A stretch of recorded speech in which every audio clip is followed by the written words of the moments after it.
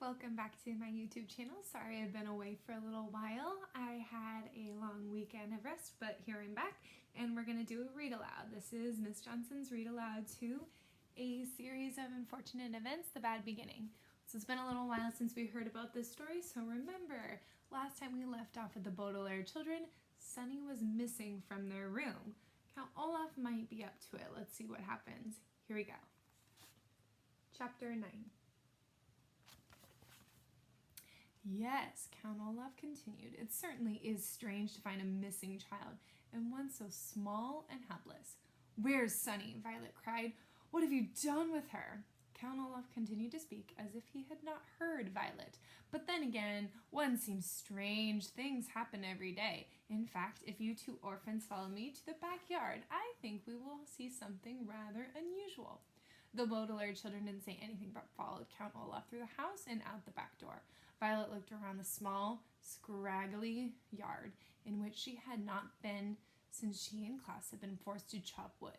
The pile of logs they had made were still lying there untouched, as if Count Olaf had merely made them chop logs of his own amusement rather than for any purpose.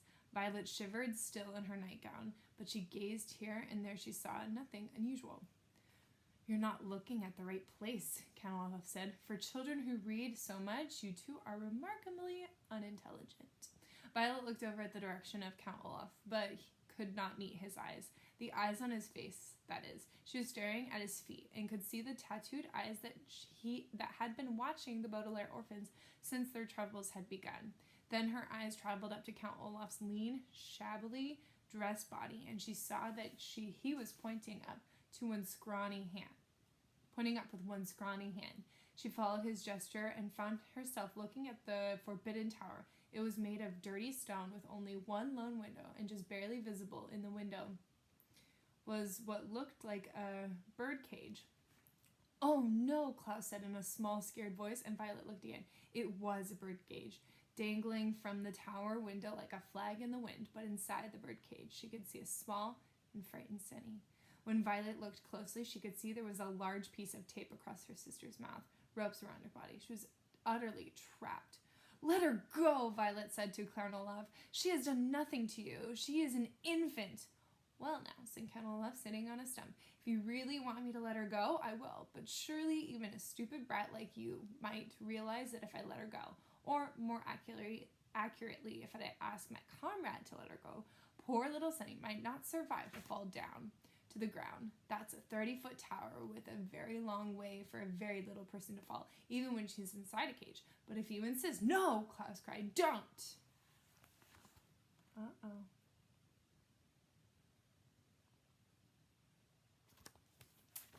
Wow, some things have gotten very interesting. I cannot wait to see what happens next. Violet looked into Count Olaf's eyes and then at the small parcel that was her sister, hanging from the top of the tower, moving slowly in the breeze. She pictured Sunny toppling from the tower and onto the ground, pictured her sister's last thoughts being of sheer terror. Please, she said to Count Olaf, feeling tears in her eyes. She's just a baby. We'll do anything. Anything. Just don't harm her. Anything? Count Olaf asked, his eyebrows rising. He leaned in toward Violet and gazed into her eyes. Anything. Would you, for instance, consider marrying me during tomorrow night's performance? Violet stared at him. She had an odd feeling in her stomach, as if she were the one being thrown from a great height. The really frightening thing about Olaf, she realized, was that he was very smart after all. He wasn't merely an unsavory drunken brute, but an unsavory, clever drunken brute. While you were busy reading books and making accusations, Count Olaf said, I had one of my quietest, sneakiest assistants skulk into your bedroom and steal it as Sunny away. She's perfectly safe for now, but I consider her to be a stick behind a stubborn mule. Our sister is not a stick, Klaus said. A stubborn mule, Count Olaf explained, does not move in the direction its owner wants it to. In that way, it is like you children who insist on mucking up my plans. Any animal owner will tell you that a stubborn mule will move in the proper direction if there is a carrot in front of it and a stick behind it. It will move forward toward the carrot because it wants the reward of food. and away from the stick, because it does not want the punishment of pain. Likewise, you will do as I say, to avoid punishment and the loss of your sister, and because you want the reward of surviving this experience. Now, Violet, let me ask you again. Will you marry me? Violet swallowed and then looked at Count Olaf too. She could not bring herself to answer. Come now, Olaf said, his voice faking, a word which here means feigning kindness.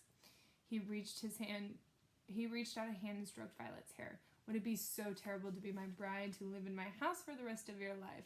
You're such a lovely girl. After the marriage, I wouldn't dispose of you like your brother and sister.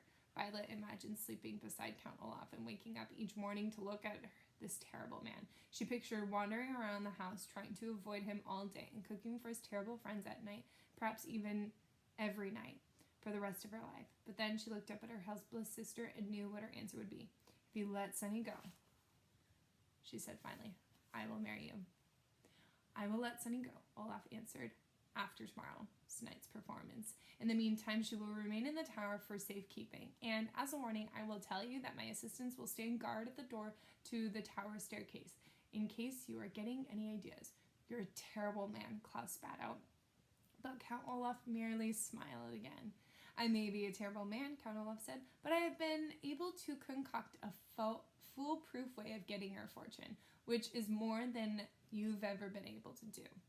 With that, he began to stride toward the house. Remember that, orphans, he said. You may have read more books than I have, but it didn't help you gain the upper hand in this situation. Now give me that book, which gave you such grand ideas, and do the chores assigned to you. Klaus signed and relinquished, a word which here means gave Count Olaf, even though he didn't want to, the book on nuptial law. He began to follow Count Olaf into the house, but Violet stayed, still as a statue. She didn't even listen to the last speech of Count Olaf's, knowing it would be full of the usual self-congratulatory nonsense and despicable insults. She was staring at the tower, not at the top where her sister was dangling, but the whole length of it. Klaus looked back at her and saw something he hadn't seen in quite some time. To those who hadn't seen Violet long,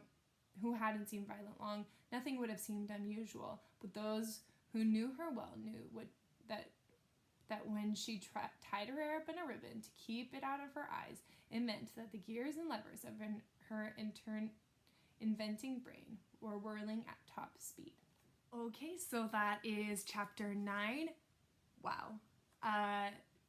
If you guessed that Count Olaf grabbed Sunny, then you were correct, but did you know that he would dangle her out of a tower? Really interesting stuff. Sounds like they're kind of have to follow Count Olaf, but Violet is thinking of something. What do you think she's going to do? She's thinking about the tower. Anyway, I hope you liked that read aloud. It was very short. Tune in next time for the next chapter. I will see you soon. Bye.